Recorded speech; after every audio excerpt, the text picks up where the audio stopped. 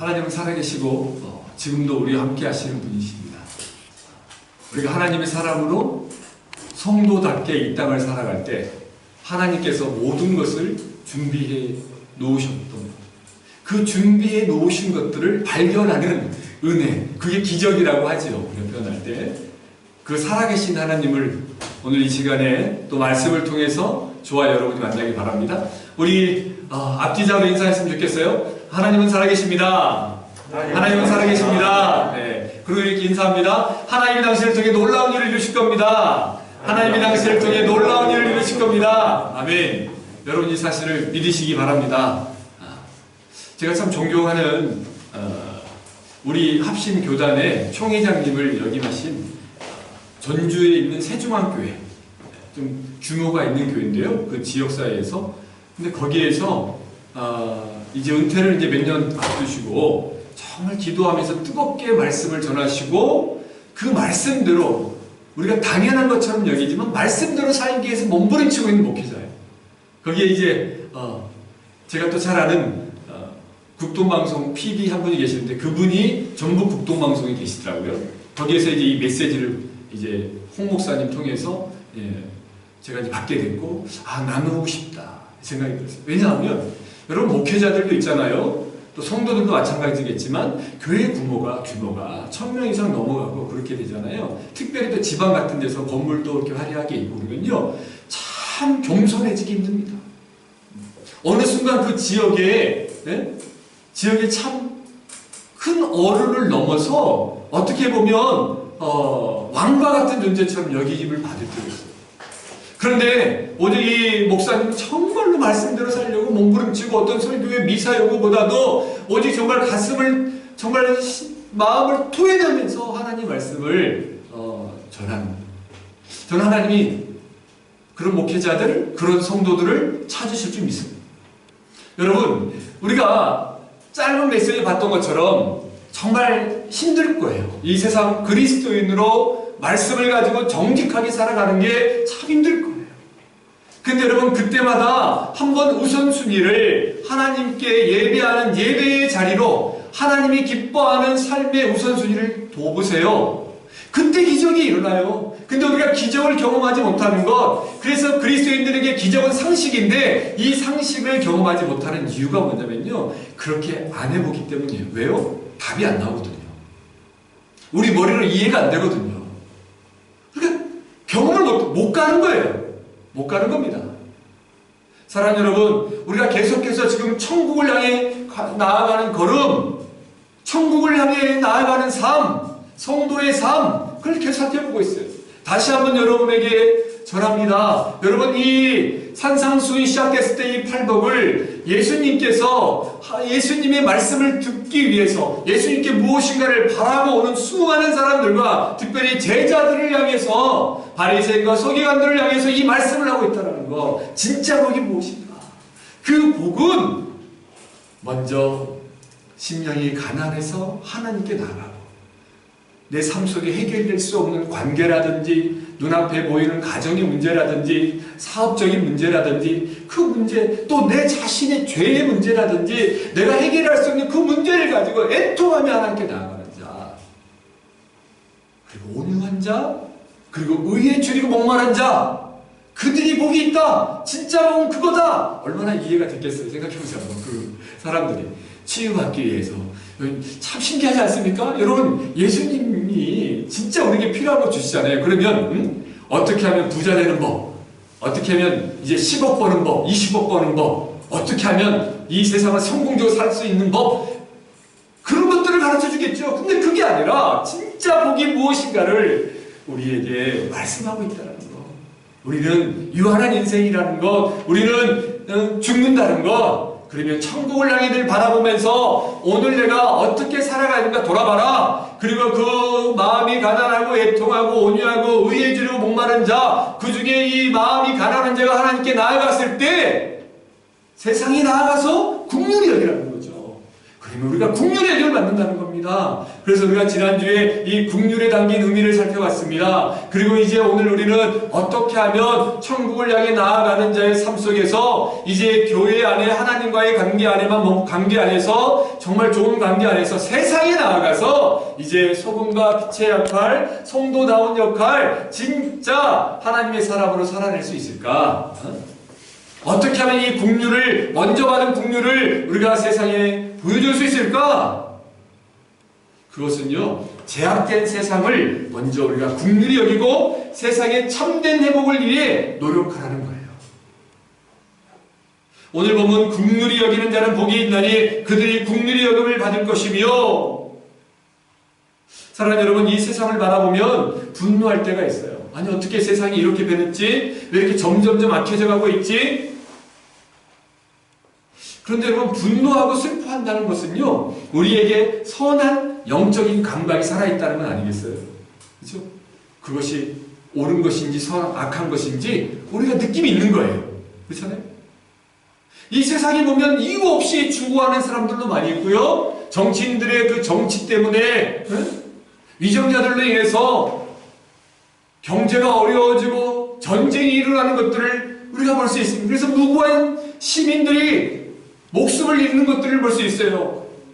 불의에 대해서 우리가 분노하고 슬퍼할 수도 있습니다. 그런데 여러분, 그 분노하고 슬퍼하는 자리에서만 머물러 있는 것은 아닌가. 그렇다고 우리가 여러분 총칼을 들고 싸우러 나가는 거 아닙니다. 우리가 분노하는 그 자리에서 머물러 있지 말고 무엇이 선이고 무엇이 악인지 분별했다면 그 문제를 해결하기 위해서 우리가 지금 내가 처해 있는 자리, 현실 속에서 내가 할 수 있는 것이 무엇인지, 내가 할 수 있는 방법으로 참된 진리와 선을 회복하기 위해서 노력하고 있는가, 싸워가고 있는가. 우리가 그 길을 걸어갈 때 힘을 주시는 하나님과 만나요. 아, 내 힘으로 살아가는 것이 아닙니다. 여러분, 살면서 문제없는 인생이 있습니까? 염려와 근심이 없는 인생이 있습니까? 여러분, 성경의 인물을 봐보세요. 얼마나, 다윗 보세요. 얼마나 힘들고 어려웠으면 늘 시편에서 하나님 살려주세요. 다윗을 얼마나 많은 원수들이 공격했습니까? 사도 바울은 또 어떻고요? 사도 바울은 그가 이 죽은 자도 살리고 이적을 행하고 이 소아시아 지역, 지금 터키나 이런 지역에서 예루살렘을 넘어서 이방으로 복음을 전했던 이방의 사도로 얼마나 많은 삶을, 시간을, 땀과 피를 흘려서 영혼들을 구했습니까? 그런데 끝까지 사도 바울을 쫓아다니면서 유대인들이 비난하고 공격하고 그를 죽이기 위해서, 테러하기 위해서 매 순간이 긴장의 순간이었습니다. 그러나 그 순간들이 있었음에도 불구하고 사도 바울은 오직 주만 바라보면서 그 길을 걸어갔을 때 그 대적들이 다 사라져가는 것을 경험합니다. 아니, 피할 길을 주시는 하나님을 만나게 되는 겁니다. 사랑하는 여러분, 혹시 저와 여러분의 삶 가운데 저와 여러분들 많이 느끼는 어떤 이 세상에 대한 이 불의한 모습들이 막 느껴지고 다가오는 게 있습니까? 그러면 여러분, 그 문제를 어떻게 하나님께서 여러분을 통해서 해결하고 싶어서 그 일들을 계속해서 다른 사람들보다 유독 더 생각하게 하고 그 일들을 어떻게 해결할 수 있을까라고 기도하고 나아가면서 하나님이 마음을 주십니다. 여러분, 그렇다면 이 세상, 제약된 세상을 긍휼히 여기고 세상의 참된 회복을 위해서 노력하는 그 첫걸음, 실제적으로 우리 성도의 삶 속에 그 첫걸음은 무엇일까? 한번 따라서 해볼까요? 죄를 용서하는 것입니다. 이것이요, 죄를 용서하는 거예요. 무엇보다 먼저 죄를 용서하는 거예요. 나에게 죄를 지은 사람들 혹은 내 주변에서 악한 모습들이, 그 사람들을 어떻게 하면 관계 속에서, 삶 속에서 용서할 수 있을까를 기도하면서 주님께 구하는 것, 용서예요. 우리 함께 누가복음 17장 3절 4절 말씀을 함께 봉독하겠습니다. 누가복음 17장 3절 4절입니다. 시작. 너희는 스스로 조심하라. 만일 내 형제가 죄를 범하거든 경고하고 회개하거든 용서하라. 만일 하루에 7번이라도 내게 죄를 짓고 7번 내게 돌아와 내가 회개하노라 하거든 너는 용서하라 하시더라. 아멘. 여러분, 이 말씀이 참 불편하기도 하고 힘든 말씀이죠. 그죠? 나에게 잘못한 사람은 하나님이 내 기도하면 그 사람 하나님이 싹 원수를 갚아주고 막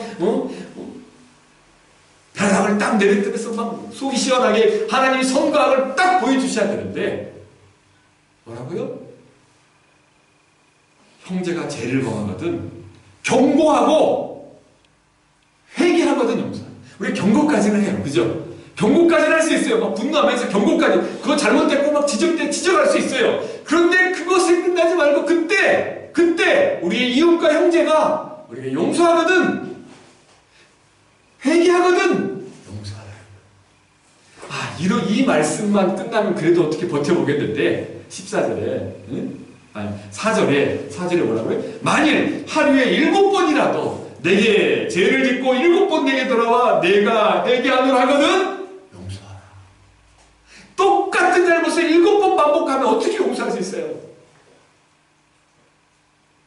우리 효주장에 우리 사랑하는 아들이지만 우리 성우가 똑같은 잘못을 한 번, 두 번 하면 엄마가 고민할 거예요. 내 사랑하는 아들이 정말 잘 자라야 되는데 안쓰럽고 사랑하고 아끼는 마음에도 정말 사랑하기 때문에 고민하고 생각하고 기도하면서 성우를 불러 성우야 이거 잘못된 거야 하면 안 되겠어 이야기하죠. 그죠? 근데 또 그걸 계속해서 반복한다면 어떡하겠어요? 근데 성우가 그때 엄마 내가 좀 잘하고 싶은데 용서해 주는데 아이가 막 무서워가지고 엄마 눈치 보면서 어쩔 줄 모르다가 그죠? 근데 용서할 수 있겠어요? 자식이니까 뽑을 수 있겠죠? 그런데 우리 이웃과 우리 공동체 지체가 누군가가 나에게 회사에서 우리의 삶 속에서 누군가가 그 반복되는 죄를 짓고 나에게 찾아와서 나를 약올리는 것도 아니고 나 회개해 진짜로 회개해 그때는 진실처럼 보이는데 우리 용서할 수 있겠어요? 용서하랍니다. 용서하래요. 이거 내 힘으로 할 수 없는 거예요. 주님이 주시는 힘으로 할 수 있는 거예요. 근데 여러분 이게 할 수 있습니다. 왜? 예수 그리스도를 구세주로 믿는 사람들에게 성령이 내주하시고 성령께서 도우셔서 그 용서를 할 수 있도록 도우시는 거예요. 저도 지금도 앞으로도 계속해서 싸우고 있습니다. 저도 싸우고 있습니다. 이게 영적인 전쟁입니다. 용서할 수 없는 가운데 용서할 수 있는 거, 그 용서를 향해 나아가는 거, 사랑하는 거, 내 자존심을 꺾어보는 거. 사랑하는 여러분, 오늘까지 살아온 저와 여러분의 모습을 한번 살펴보십시오. 오늘 이 자리에 오기까지 기쁘고 즐거운 일만 있었던 것은 아니었을 거예요. 그죠? 우리 자신의 옳음과 탁월함 그리고 긍정적인 모습만 있었던 것도 아니었습니다. 뒤돌아보면요, 참 우리 자신의 부끄러움과 이 수치심이 떠오르기도 해요. 나의 옳음이라고 강하게 믿었던 신념을 가지고 있었지만 그것이 옳지 않았다는 것을 느끼고 깨달았을 때도 있어요. 무엇보다 누군가에게 혹은 세상에 죄를 지었을 때도 있었습니다. 그런데 여러분, 오늘 우리가 이 자리에까지 올 수 있었던 것은요, 우리의 노력으로 힘들었던 시간을 극복하고 이 자리에까지 잘 견뎌서 올 수도 있었지만 결국 우리의 연약함을 사랑으로 품어주고 이해하고 용서해준 부모님과 선생님들과 그리고 친구나 이웃과 동료들이 있었기 때문이라는 사실을 기억하시기 바랍니다. 하지만 여러분, 가장 중요한 사실은요, 오늘 하나님을 믿는 믿음의 사람의 시선으로 바라볼 때 창조주 하나님의 자비와 오래 참으심과 긍휼이 있었기 때문임을 여러분 기억하시기 바랍니다. 창조주 하나님 아버지 그분의 헤세드, 측량할 수 없는 아가페와 십자가 사랑이 있었기 때문에 오늘 저와 여러분이 이 자리에까지 올 수 있었던 거예요. 사랑하는 여러분, 이게 무엇을 의미해요? 우리가 먼저 사랑을 받은 겁니다. 우리가 먼저 누군가의 용서함을 받았어요. 그러므로 우리도 그 사랑과 용서를 기억하며 우리의 가족과 이웃을 용서해야 된다는 겁니다. 제가 이제 시간이 가고 이제 한 해 뒤에 이제 저도 이제 나이가 먹고 가고 아이들이 자라가는 과정을 보니까, 그리고 저를 돌아보니까요, 제가 그렇게 옳다라고 생각했던 것들이 잘못될 수도 있었겠구나. 그러니까 여러분, 인간의 생각, 내 기준은요 늘 바뀔 수 있어요. 단 하나님의 말씀 외에는 나의 생각이나 그런 것들은 바뀔 수 있다는 사실을 기억하시기 바랍니다. 내 기준이, 정해놓은 기준이 바뀔 수도 있고요. 저도 여러분, 우리 자신도 죄를 질 수 있고요. 실수할 수도 있고요. 무너질 수도 있다는 거예요. 제가 사역할 때 초기에 저는 정말 제가 처음에 처음부터 신학교를 다닌 게 아니고 다시 회개하고 돌아와서 신대원에 가서 목회자에게 들었었을 때 이 하나님의 일이니까 그게 우리 세대까지 마지막이었던 것 같아요. 하나님의 일이니까 목숨 걸고 주의 일을 해야 된다고 생각했어요. 그래서 뭐 틀리면 안 되고 늘 진짜 완벽하게 사회생활 직장인들도 여러분 목숨 걸고 일하잖아요. 근데 교회에서 사역자들은 성도들을 더 양육하는데 진짜 더 목숨 걸고 일을 해야 된다고, 주를 섬겨야 된다고, 기도도 뭐든지 다 목숨 걸고 해야 된다고 그랬어요. 그러니까 결혼하자마자 제 아내 딱 신혼 놔두고 갑자기 벌떡 일어나서 막 기도하러 산에 가고 우리 신학교 뒷동산 산에 가고 막 늘 그러니까 제 아내가 너무너무 처음에 힘들어하더라고요. 당황합니다. 그 아내 보고 다 오지고 삶을 드려야 된다. 우리는 목회자다. 그렇게 살면서 또 이렇게 살아를 노력했어요. 그러면서 또 모든 걸 다 내려놓고 희생해야 된다고 생각했습니다. 그래서 이제 우리 후배들이 하는 일, 다른 부교육자 올 때마다 제가 막 야단쳤어요. 제가 사수 역할을 할 때. 그러면서 막, 그러면 안 됩니다. 더 헌신해야 됩니다. 어떻게 그럴 수 있습니까? 막. 아니, 어떻게 그런 일도 실수합니까? 막 그러면서. 근데요, 우리가 인간이잖아요. 근데 우리도 실수할 때가 있어요, 없어요? 있더라고요. 그러면서 오히려 인간의 역함과 다른 지체들, 그리고 하나님께서 저를 훈련시키기 시작하는데요, 무릎 수술을 3번 시키더라고요.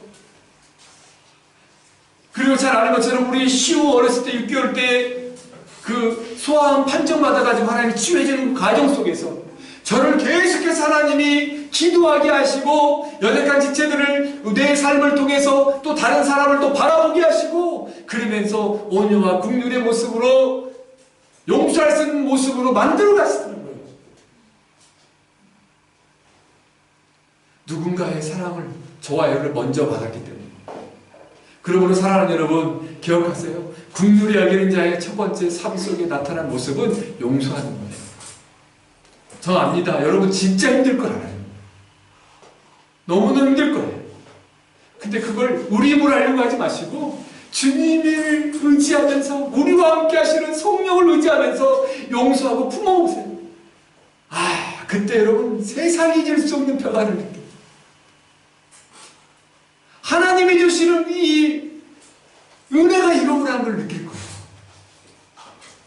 그러면 세상을 두려워하지 않게 돼요. 사람을 두려워하지 않게 돼요. 왜요? 우리에게 누가 있어요? 여호와 하나님.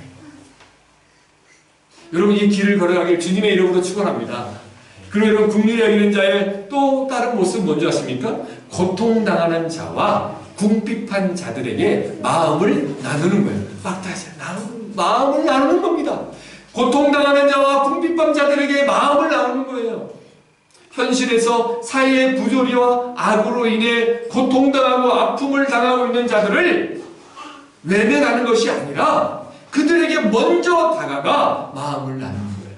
여러분 이게 우리 지금 이 자리에 있는 여러분, 영상을 통해 예배드리는 분들은 그래도 우리 선하나님의 공동체 지체들은 선에서 먼저 다가가실 거예요. 근데 이게 쉽지 않습니다. 왜? 내일도 아프잖아요. 선한 사마리아인의 비유를 보세요. 다 이유가 있습니다. 다 바쁘고 힘든 시간이 있습니다. 근데 그걸 내려놓고 희생하면서 내가 누군가에게 시간을 드리고 마음을 준다는 건 쉬운 일이 아니에요. 이 바쁜 현대사회에서.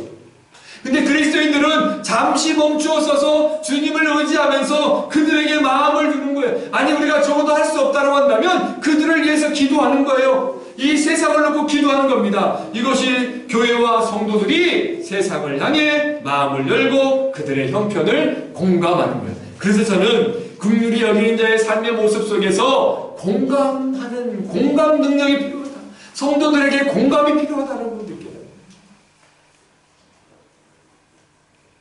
지난주에 옛날 나라 이름은요, 아제르바이잔이라는 나라가 있어요. 지금은 이제 조지아, 조지아로 바뀌었는데요. 거기에서 이제 선교사로 선교하시는 우리 선배 선교사님이 계세요. 목사님인데. 근데 그 그루지아는 이 아시아와 유럽을 잇는 딱 나라예요. 아주 중요하죠. 근데 이분이 갑자기 이제 우리 유럽 동문회 단체 톡에 자신의 상황을 이제 짧게 이제 그래서 이제 기도를 요청하면서 문자를 보내왔어요. 내용이 뭐냐면 그동안 14일 동안 사경을 해낼 정도로 아프셨대요. 이제 연세도 있으시고, 그러니까 코로나가 확진되신 건지 어떤지 정확히 병명은 모르겠는데 온몸이 정말 건강하셨는데 온몸이 힘들어가지고 알아누웠다는 거예요. 근데 그분이 이런 말을 쓰면서 글을 올린 거예요. 어떤 내용이냐면요, 빈말이라도 나의 상황을 바라보면서 선교사님 기도합니다. 선교사님 힘내세요. 선교사님 우리가 있잖아요. 하나님이 함께 하십니다. 라고 짧게 빈말이라도 그 선교사님을 위해서 기도하고 위로해주는 말이, 공감해주는 그 말이 그렇게 위로가 됐대요.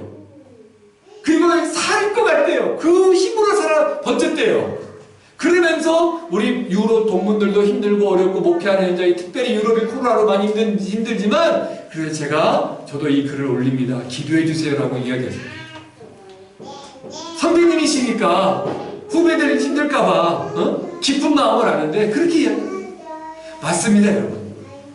우리 삶 속에 힘들고 어려운 일이 있을 때 누군가가 나를 이해해주고 공감해줄 때, 다른 사람들이 다 비난하고 비판했을 때 내 마음을 이해해주고 공감했을 때 우리가 살아낼 수 있는 것처럼 세상 사람들이 다 나를 여겨도 우리의 부모님만큼은 나를 사랑해주고 내 편이 되어주는 그 한 번만 있어도 우리가 살아나는 것처럼, 그렇잖아요. 남편들이 직장에서 힘들고 어려울 때, 남편들이 돌아왔을 때 아내분들이 막 야단치는 게 아니라 여보 정말 힘들었죠, 정말 사랑합니다, 이 말 한마디가 남편들을 살렸던 것처럼, 사랑하는 여러분, 이 고통당하고 궁핍한 자들에게 먼저 다가가시고 마음을 나눠주시기 바랍니다.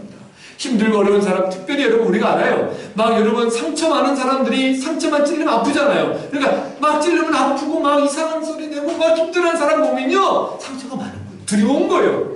그들에게 우리가 다가가서 따뜻한 미소로 그들을 안아주고 품어줬을 때 그들이 바뀌는 걸 경험하게 될 거예요.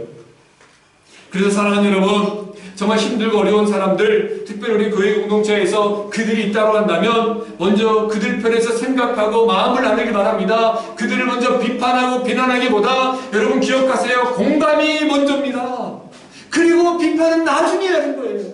먼저 이해해주고 품어줄 때 그때 사람이 변하는 거예요. 이 긍휼히 여기는 자의 모습이에요.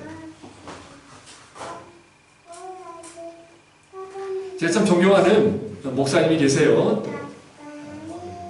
근데 그분이 남서울 은혜교회 홍정일 목사님이라고 이제 언론 목사님 되셨는데, 일원동에 그 장애학교, 미랄학교, 자폐아 위주로 있는 미랄학교, 그 학교 만드셔가지고 사회 하나하시고 이렇게 귀한 일 하시는 목사님, 남북 나눔 운동 하시고 우리 한국교회 큰 역할을 담당하신 목사님인데, 이분이 개척 초기에 성도들이 참 많이 왔어요. 반포에서 이제 개척 시작에 엄청 교회가 커졌습니다. 근데 이분이 이제 여러 나라 지역을 다니면서 이제 목회 활동을 하고 막 하다 보니까 부목사님들한테 교회를 맡기시고 이제 교회를 자기 비우는 일이 있었어요. 그러니까 이제 권사님들이 이제 좀 뿔이 나신 거야. 그래서 아니 목사님, 우리 담임 목사님은 딸마다 다른 데 가서 설교하시고 다른 집회 인도하시고 바쁘셔서 또 무슨 뭐 행사 하신다고 그러고 다니셔서 담임 목사님 설교 듣고 싶은데 불편하다고. 그래서 이제 담임 목사님한테 이제 이 권사님들이 권사에 다 모여가지고 목사님 따지라고 이제 이 이야기를 듣고 목사님과 권사님들이 싹 이제 회의를 하게 해서 모였어요. 근데 거기에서 목사님이 이 강대상에 딱 올라가자마자 뭐라고 하는지 아세요? 아, 누님들 미안합니다. 아, 저 때문에 속상했죠? 이 말 한마디에 갑자기 뿔이랑 권사님들이 마음이 싹 녹아버렸다는 거예요. 아니, 우리 담임 목사님이 나보고 누님이라는데 내가 우리 동생 목사님을 도와줘야지. 여러분, 다른 분 같았으면요, 아니 권사가 이 권사님들이 담임 목사가 하는 일을 하나님이 하는데, 아니 어떻게 이 뒤에서 말하고 들이대고 막 그런다고 막 교회를 힘들겠다고 이야기할 거예요? 근데 그분은 가서 누님들 도와주세요. 그런데 미안합니다. 거기다 하니까 권사님들이 이전보다 더 목사님의 사역에 돕고 기도하는 권사님이 바뀌어버린 거예요. 뭐예요? 품으신 거죠. 품은 거예요. 오히려 더 긍휼히 여기는 거예요. 이게 주님의 마음 아니겠습니까? 사랑하는 여러분, 막 저와 여러분을 공격하는 사람이 있다면 용서하시고 그들을 품어버리시기 바랍니다. 그때 잠잠히 같이 싸우면 같이 절대 사람은 변화되지 않아요. 우리가 사랑으로 용서하고 품을 때 바뀌더라고요. 아니 설령 안 바뀌더라도 그건 우리 몫이 아니에요. 우리 마음을 하나님이 보고 계세요? 우리의 삶을 하나님이 보고 계세요? 나머지는 하나님이 하실 겁니다. 여러분 믿으십니까?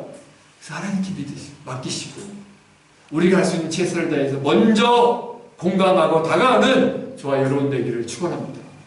우리 한 가지 더 살펴보면요, 시련당한 이 공감하는 사람들은요, 시련당한 이들이 편하게 도움을 청할 수 있도록 마음을 늘 열어두라는 거죠. 이게 세상을 향해 긍휼히 여기는 자의 모습이라는 거예요. 여러분 요즘 교회에서요, 이 교회 한국사에 한국교회 유행하는 단어가요, 가나안 성도입니다. 들어보셨어요? 가나안 성도? 가나안 성도 거꾸로 하면요, 안 나가 성도. 그래서 가나안 성도라고 합니다. 가나안 성도. 왜? 이 교회의 이 부정적인 모습을 보면서 막 비판을 해야 되니까 성도들이 상처를 받아가지고 교회를 예수를 믿는데 교회를 안 나가. 그래서 그걸 줄여서 거꾸로 가나안 성도라고 이야기해요. 저는 여러분 이 가나안 성도들이 한국 사회에 늘어나는 것을 보면서요, 물론 제가 늘 강조하지만 먼저 교회와 성도와 목회자가 먼저 책임이 있다. 그런데 또 문제는 그들이 여러분 교회라는 교회를 잘 모른다. 우리가 신천지 이단에게도 무너졌던 게 뭐냐면요, 한국교회가 교회가 무엇인지를 제대로 안 가르쳤고 모르기 때문에 무너졌던 거거든요. 근데 여러분 교회는 좋아요. 교회 공동체 안에서 지지고 볶고 하더라도 우리가 교회 공동체 안에 있으면서 서로 깎이고 힘들고 불편한 사람도 만나면서 내가 성화되어 가는 거예요. 성숙해 되어 가는 거거든요. 근데 이제 불편하다고 교회를 안 나가면서 영상을 통해 설교를 들으면 그건 예배가 아니잖아요. 설교만 듣는 거지. 설교만 콕 집어서 듣는 거잖아요. 현장에 나와 있는 것처럼 정말 우리가 마음을 다 집중해서 예배 드리지 않지 않습니까? 그렇게 한다면 할 수 있죠. 근데 여러분 이 가난한 성도들이 많아진 것을 보고, 그러나 물론 그 중에 여러분 교회 공동체를 힘들게 할 때 단호하게 이야기해야 되겠죠.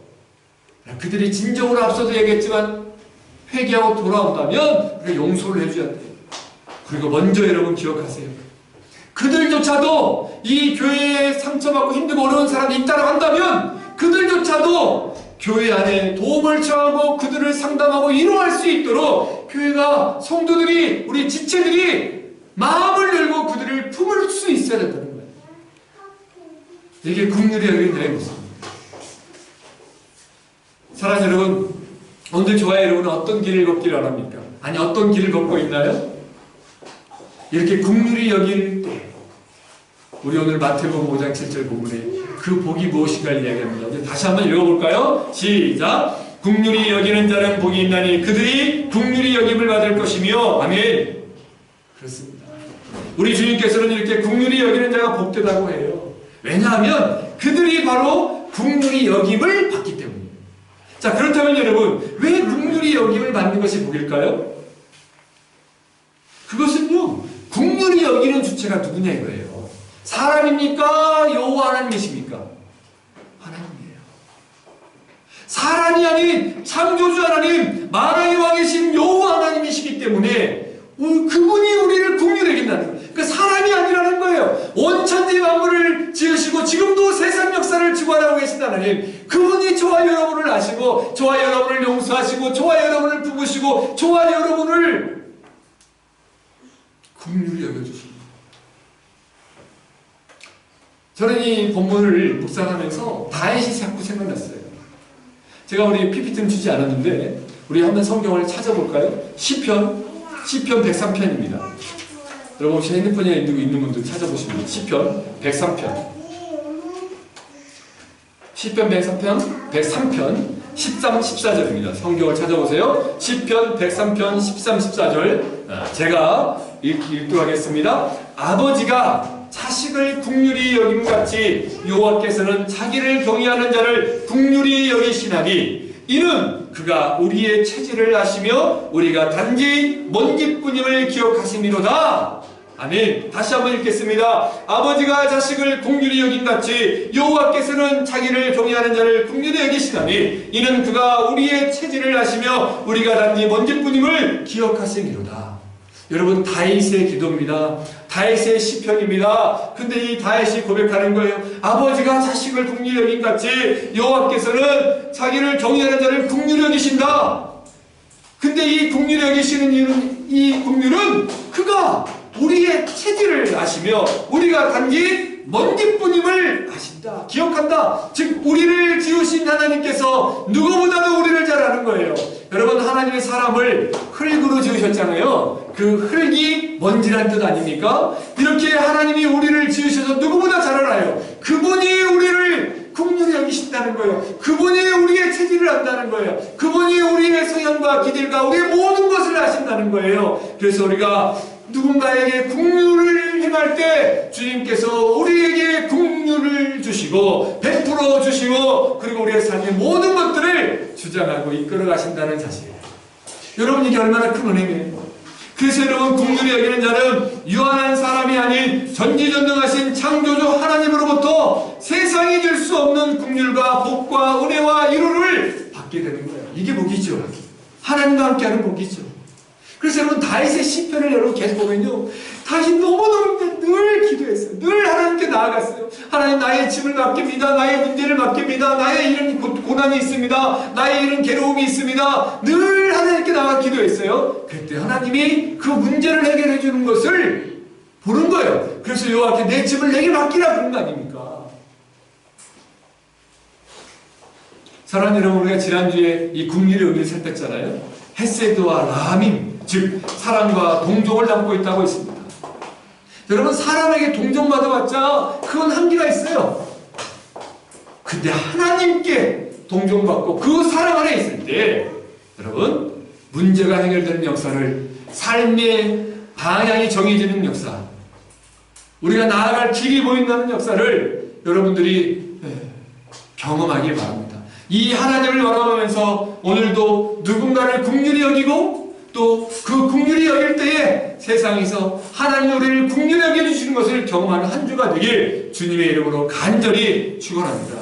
우리 누가복음, 오늘도 누가복음 11장 28절 말씀 함께 읽고 기도하도록 하겠습니다. 시작. 예수께서 이르시되 오히려 하나님의 말씀을 듣고 지키는 자가 복이 있느니라 하시니라. 아멘. 기도하겠습니다.